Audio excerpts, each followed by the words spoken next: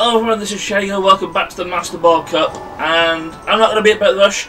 This is the second attempt because trainer number 6 did not want to cooperate and just wanted to be a pain in my rear end. And, well, actually it's not even a second attempt, it's more like a third attempt. And I had to do the whole cup all over again, and, oh yeah, this time everybody decided they wanted to cooperate because I ended up doing like I ended up cleaning up the first 4 trainers without losing anybody. Well, when I was doing the original recording, I left, right and centre just lost everybody. To be honest, I really wish I actually recorded that run, but I didn't. So yeah, c'est la vie.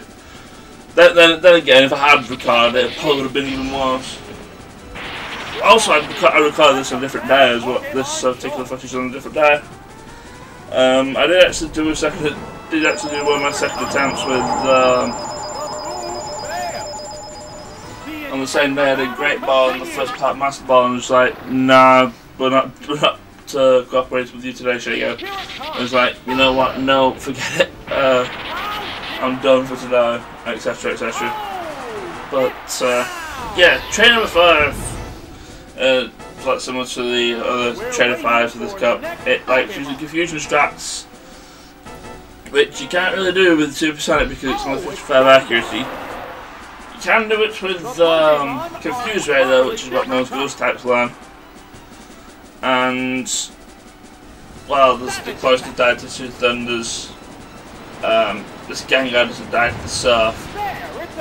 It's like nowhere near. Not even with crits, so this thing gets to use Confuse Ray on me, and I'm like, well, essentially Starmie can't really do anything to it. Thunder is not the most reliable. Surf, as you saw, 3 rounds. I don't really want to be going around with Confusion, so I believe I switch out to the Kadabra, because I know Kadabra can waste the Gengar should it be able to get its attack in. Unfortunately, the AI, not the smartest of things, decided to attack rather than predict a switch out, which is generally what Confusion likes to do. Because I don't generally like being confused in the slightest, simply because I get to hit myself a lot. But unfortunately, slower than the Gengar, but I actually get through the confusion. I believe I get through the confusion a second time. I believe the special drop it got when I switched in actually helped it. It probably would have died with the special drop. So since confusion is a pain, I believe I switched back into the Starmie because I believe he's going to try and use Psychic again, and Starmie can take the Psychic because it resists it due to its typing. And it does less damage than what it did to Kadabra, and yet Starmie does its whole "yo, I'm hurt" animation, whilst Kadabra's like, nah, you call that a Psychic, bro. But, which is strange. Anyway, Gengar's dead. Long may it no longer plague me in this cup. Which I believe is the case, because I don't think there's any more Gengars left that I actually have to go through, which is good. And then there's Lapras, which I'm glad I have Starmie out for, because this is just basically Thunder all the things. But I believe Lapras can actually learn Thunder and Thunderbolt itself. And I get lucky with the Paralysis, not so lucky with it getting Confuse Ray off. Would have liked it to have not done that. So I believe at this point I switch into Jolteon Axis. To be honest, Thunderbolt should kill from here. And I don't really want to rely on Thunder. A, to actually hit through the Confusion, and B, to actually hit. But I get super lucky, Jolteon gets frozen by Ice Beam. Wondering if it's going to try and use Confuse Ray. So basically what I do here is I keep Jolteon, It's not going to do anything. But yeah, as I figured, the AI is going to do its AI thing rather than try and kill me by being defenseless, and just wastes its time confusing the frozen Pokemon is completely and utterly can't do anything with. So basically, I have technically lost the Pokemon there because like the joke can't do anything, and there's no way to thaw it out. Anyway, it did try to kill the Hydro Pump, and see there, Stan was like, "Yo, I can take these all day from the Hydro Pump," but yeah, a Psychic flinches it. But yeah, Second Thunder kills it. It's really nice. You get the paralysis attacks, and then it doesn't crap one single time. But then you get paralysed, and it's yeah, oh, you're paralysed every time, every other time. It's just, well, sometimes Pokemon games in general, especially its status elements, can really tick me off sometimes. But paralysis is the biggest thing that really does my nut in. But regardless, here comes trainer number 6, who decided he wanted to not cooperate. This guy has a huge boner for Lance because all his Pokemon like to use Hyper Beam. At least all the Pokemon I saw when I was fighting him, they were just like, "No, I'm just going to Hyper Beam your face until all 3 of your Pokemon are just like atoms of the wind."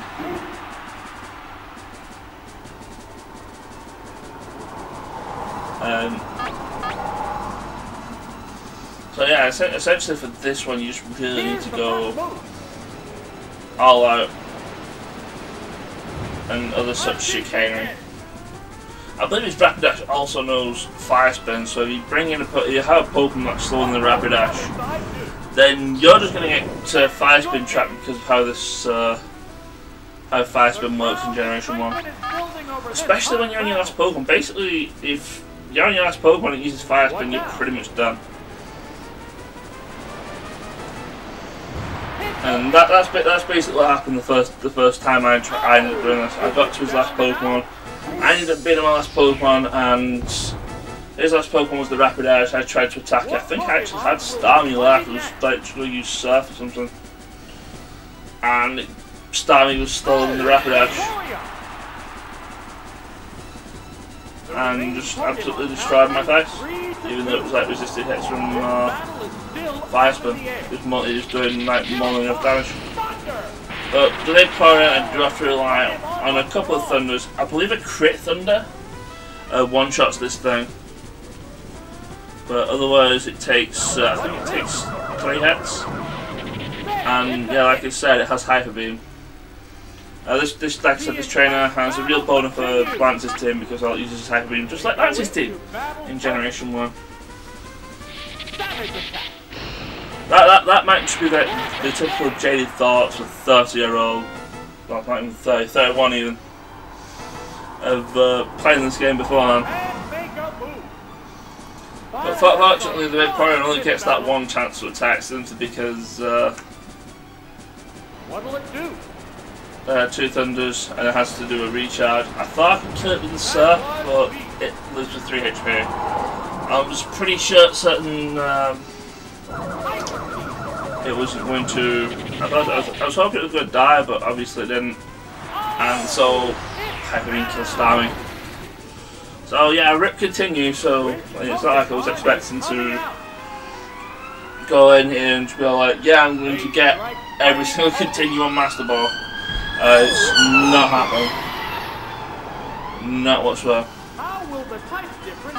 Regardless, Jolt could essentially do whatever to the Vaporeon. It's definitely faster. It has type advantage, and regardless, creating it even now. That probably would have one-shot as well. But yeah, Vaporeon would have had to recharge regardless of because of Hyper Beam.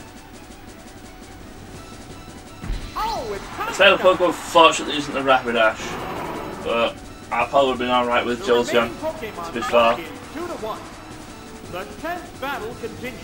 Yeah, all Jolteon's going to do at this point is just spam Thunderbolt and the hopes that crits and paralysis happen. Because, yeah, looking at that damage, crit would have one-shot it, and then it uses Hyper, which is kind of unfortunate. I believe, does Jolteon survive? No. That was a stab Hyper Beam from something that has relatively high attack. Because normal attacks are physical in this generation. So now it's down to one-on-one. Legendary Pokemon versus extremely rare Pokemon, let's be honest. I got Thunder Wave because I could have Thunder Waved actually because I had a free turn. But on the other side, I have a free turn, I could probably kill a Thunderbolt. And I'm pretty sure that's the case, yeah. So finally getting Trainer 6 out of the way, I can actually proceed with this cup. That trainer was a huge pain in my backside for when I was doing this. Like I said, this took me 3 attempts. Well, along the first attempt I got half recorded, which you've already seen already. And then like 2 other attempts, it's just like that trainer was like, nope, I'm going to Hyper Beam your face until it lengthens 2 atoms. But, oh well. Trainer 7 is Psychic type, Trainer is Psychic types, and for some reason Flying types, and Charizard. Now, I think the correct play here would have been just to use Pin Missile. Because Thunderbolt doesn't really do much in this Alakazam. Because this is an Alakazam, it's got Psychic, and the Psychic from Alakazam hurts a lot. Even Jolteon, which is, despite it being frail, actually lives, like, takes that pretty well. Considering, like I said, Jolteon's defenses aren't the best, but considering its special stat also is including special defense.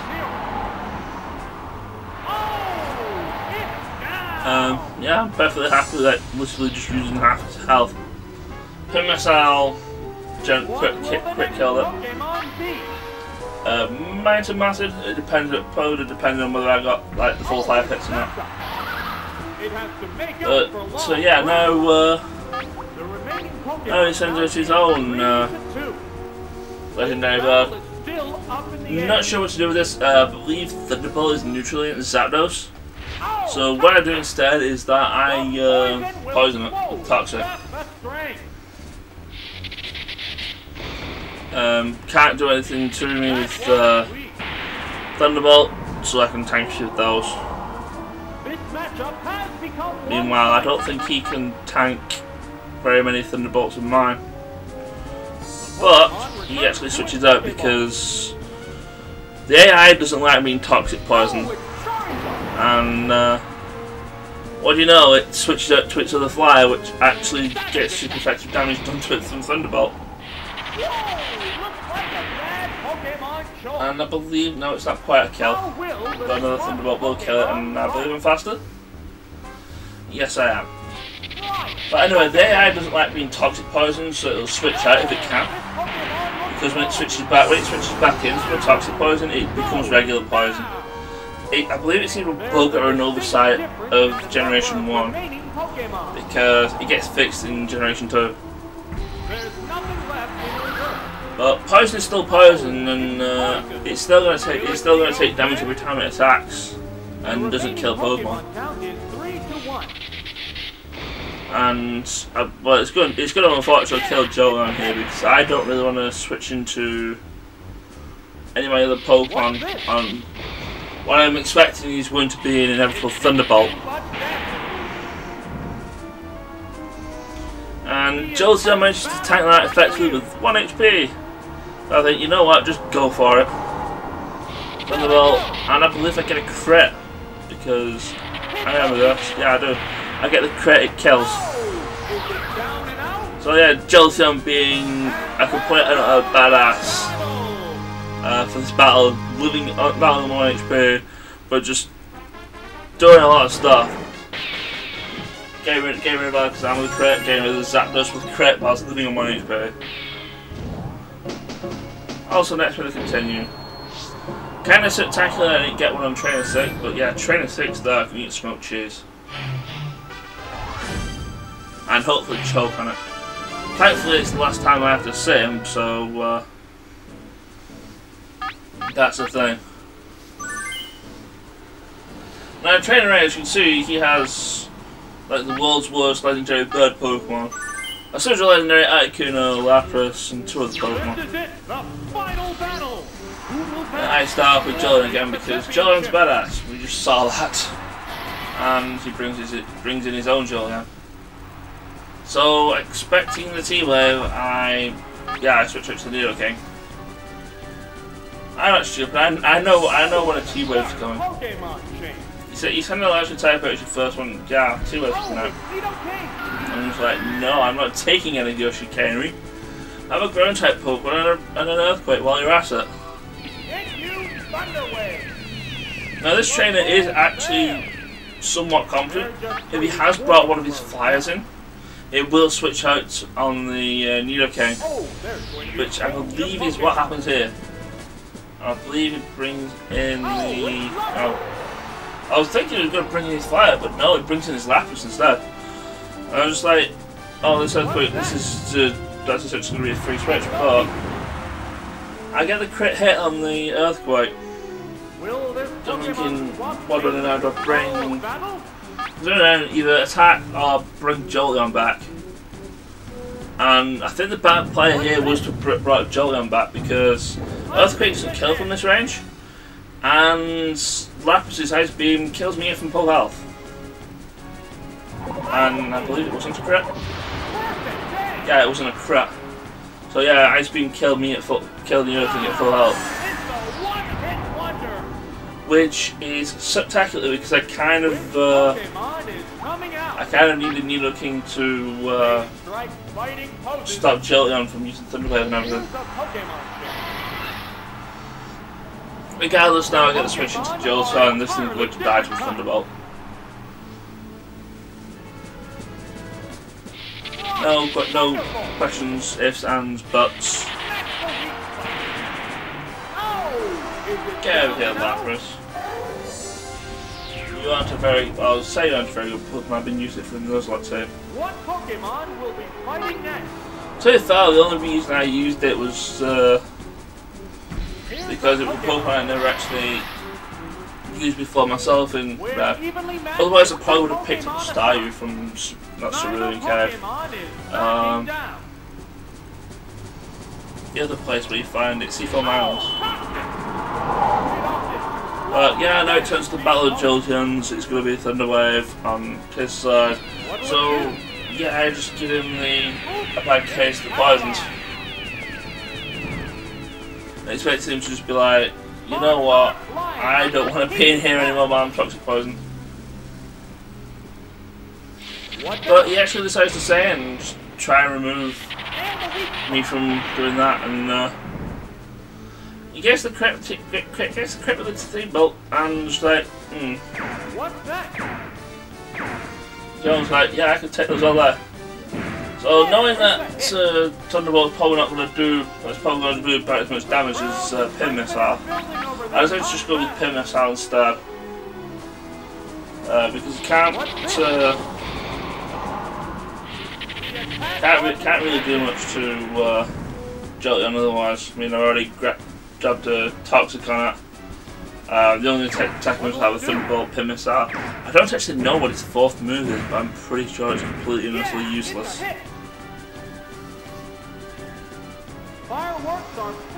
So yeah, getting focused with Pin Missile doing its job, but I believe at this point the switch happens. And what did it switch into? Oh, it switched into your Tauros. I'm fairly certain this thing has Earthquake, which will kill Jolteon from full health more or less. So, anticipating the inevitable Earthquake, I bring in the Zapdos. Also, the opponent's Jolteon now has regular poison because I don't know why it hadn't switched out sooner because I know the AI doesn't like me toxic poison. But yeah, I was actually anticipating an earthquake, but no, I just wanted to use strength instead. I think he's probably just using that, maybe because it class could kill from get a kill from that. Now Zapdos is being completely unnecessarily useless, being completely slow. I thought Zapdos was a lot faster than a lot of the Pokemon actually put it up against me. This Tauros probably should have been outside by the Zapdos. It wasn't. The stats on some of the rental Pokemon aren't great, but it's just like their movesets are a lot superior in comparison to the Pokemon of similar types and stuff. So wondering what to do here. I'll be honest, Zapdos more or less dead anyway from here, which means all I've got left is my crippled Jolteon. To be honest, I was half expecting it to Thunder Wave, but I think I've already said this earlier. If the AI can potentially get a kill from, the AI knows which ranges it can kill things from, so I think he just went for the kill rather than his own usual strategies. So again, one-on-one Jolteon versus Jolteon. More or less same health. Both have a status element. I had the more hindering one. I had to be honest, because that's getting rid of my speed. And I have the chance to not attack. That crit is probably the most useful thing here, because once again Jolt is really the badass it has been doing. Once again lives on 1 HP and manages to hit with the Thunderbolt. To be honest, I thought the poison would have killed it, but yeah, it looks like 3 health, so I just put with the Thunderbolt because I'm pretty sure I can kill it from there. And that's it. That is Master Ball's already cleared for the Poké Cup. And well, that's it for the Poké Cup. And to be honest, with rental Pokemon, I'm going to be doing the last cup in Stadium mode. I'm going to be doing the Prime Cup, hopefully completely with the Nuzlocke team. Though I'll be honest, I don't rate the chances in Ultra Ball and Master Ball. I'm perfectly certain they could probably do the first 2 difficulties with no trouble whatsoever. At least definitely the Pokeball difficulty. Great Ball I might have some trouble with, but Ultra Ball and Master Ball, probably not. To the point that I may end up actually using like a reserve team, something as hard as Jimmy Castle. The last few things in Jimmy Castle, simply because I just wanted to get out of the way. And so by clearing the Master Ball Cup in the Poké Cup, the Pokemon that you brought with you actually get sent to this game's Hall of Fame. There is a thing you can get if I print every Pokemon in the Hall of Fame, which I'm not going to do because it's going to take a while. But regardless, there is another thing that this unlocks, and that is to do with the Game Boy Tower. You get to Duo Mode with the Game Boy Tower, which allows you to play your Pokemon game at double speed, specifically Red, Blue and Yellow, which are the only games you can play for this one. And it's going to be really good because at this point I need to go train the Nuzlocke team up to level 100 so I can get them ready for Prime Cup. And because of that, Pokémon Stadium is going to go on a break for a while. While I do that, it's probably going to be like a couple of weeks or so at the absolute most. I also probably want to change movesets as well to better ones, because I'm going to need it, all things considered. But anyway, that has been it for the Poké Cup. I will see you for the Prime Cup when I start this game over again. Take care, and I will see you then. Ciao.